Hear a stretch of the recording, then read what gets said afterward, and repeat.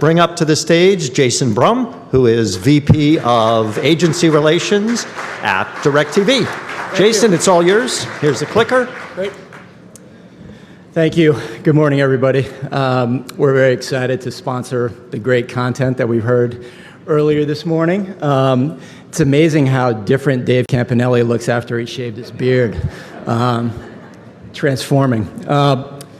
So what we'd like to talk about really is the evolution of the TV distribution business, which DIRECTV has been in since 1994. I think you'd be hard-pressed to pick an industry vertical that's been more impacted by COVID and the pandemic than TV distribution. But it's really been a long march to digital transformation, really since the start of this century, right? You had the launch of YouTube in 2005, Hulu in 2008, which fundamentally changed how video is distributed. This is all done on the backbone of the tech, right? Broadband, high-speed broadband in your home allowed consumers to consume video on a digital basis. When the buffering disappeared, everything exploded, right? And we get to the pandemic where people are trapped in their homes and have hours to binge video, and it was the perfect storm, really, to launch SVOD services like Netflix. And we saw just a huge proliferation of video since the pandemic. And that's really, forced TV distributors to really think about their business. If you're not going to change in this environment, you're not going to be around for long, right? So if you look at the MVPD business, back in the early 2000s and the 1990s, it was pretty straightforward. You had DIRECTV and Dish, which distributed video nationally across the country, across all 210 DMAs. You had huge players like Comcast and Spectrum with big regional footprints in cable. And that's fundamentally changed over the past 3 or 4 years. You've got the rise of virtual MVPDs like Hulu Live, like YouTube, like Fubo. Consumers now can watch video anywhere they want with a video subscription. So you've got TV everywhere. If I'm a DIRECTV subscriber, I can log in and access and watch that content on my phone.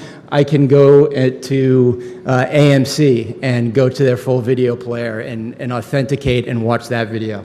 That's another avenue. AVOD, SVOD. Again, more proliferation of video. And then you've got the rise of FAST, which is really the big story right now. There was a great article on Monday in the Journal about FAST, and it was extraordinary that they said that Gunsmoke and Three's Company are the most streamed programs on FAST. And I'm like, man, syndication's cool again. Oh my God. We're going, go back to go forward, I guess. Where DIRECTV really sits in this ecosystem, and what we're trying to do as a company is really to pivot where the consumer's going, right? Consumers the majority of consumers right now probably don't want to put a satellite dish on their home, right? We still have a huge footprint of people that do and want that. But new consumers, especially millennials and Gen Z, they're obviously gravitating to streaming content. So if you want to access the DIRECTV service, we now provide 3 different avenues to do that. One is satellite, the traditional way. The second is through a connected device we call the Osprey, very similar to a Roku box. You plug it in and you have broadband content. And then the third option is app enabled. You can download DIRECTV Stream on your smart TV and access the content that way. The companies that are going to win in this space are really the companies that provide the most entertainment value for their customers at the right price point. I think there's going to be a day of reckoning, and it's already happened in my home, where you add up all of your streaming service bills and you come up with a bottom line, and you're like, man, it's cheaper for me, and I get more value out of a subscription service than I do out of 10 different streaming opportunities. So what we're trying to do at DIRECTV is really create a front porch of content for our customers, where you can access live television and seamlessly stream over to your streaming services, and move over to Netflix. Or if you're watching Thursday Night Football on Amazon, make that quick move over to your live TV service to change the channel, right? And I think that consumers still want that easeability of entertainment. For me, I view entertainment on a TV as a laid-back experience. I don't want to overcomplicate it, and that's what we're trying to do at DIRECTV, to make your entertainment experience as easy as possible. From an advertising standpoint, there's a huge, the panel earlier, hit the nail on the head in terms of the move over to obviously audience-based buying. And the linear TV players are now transforming their operating systems to allow for audience-based buying and delivery on linear television. DIRECTV had a lot of foresight back in 2012. We put NVIDIA software technology into our set-top boxes, which basically allows for a set-top box to be an ad server in your home.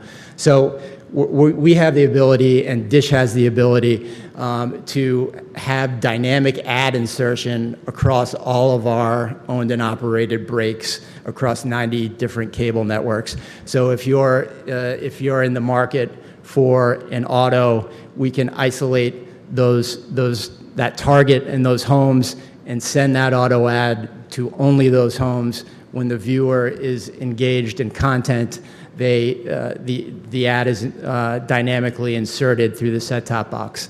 It's really, we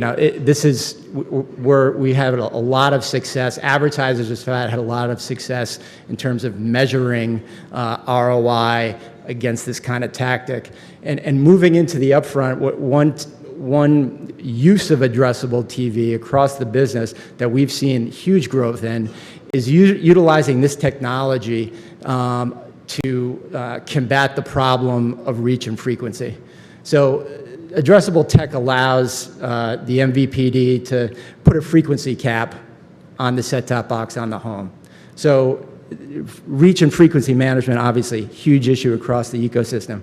So if you can frequency cap a house, right, and then we also have set-top box data which tell us who the heavy and light viewing households are, you can effectively target the light viewers and the medium viewers to extend your reach across a linear plan, where in the past, if you doubled down on your frequency, you're really doubling down on heavy TV viewers, because that's the bulk of Nielsen measurement. So we're seeing a lot of clients lean into that tactic. Going into the upfront, and the panel did a good job outlining a lot of these issues that are facing advertisers in a very new, fragmented, and evolving landscape. All of the endpoints that I mentioned earlier are leading to fragmentation. That's something buyers have to tackle. The proliferation of alternative currencies. At DIRECTV, we've been utilizing ComScore for years to measure our addressable campaigns. Shifting privacy controls. We're moving toward a cookieless world that's coming fast. How are you going to navigate that? The economy, right? We were coming out of the pandemic. It was all about supply chain issues. Now we're in an inflationary period. We're in a credit crunch. How is that going to impact the economy, and how is that going to impact this year's buying cycle? And then there's just an evolution of what is actually TV. How do you define it? Is it just premium video? Is it linear video? What's that definition? And these are just some strategies that we've been talking to our agency partners. These are common themes that we're hearing to strategize for success.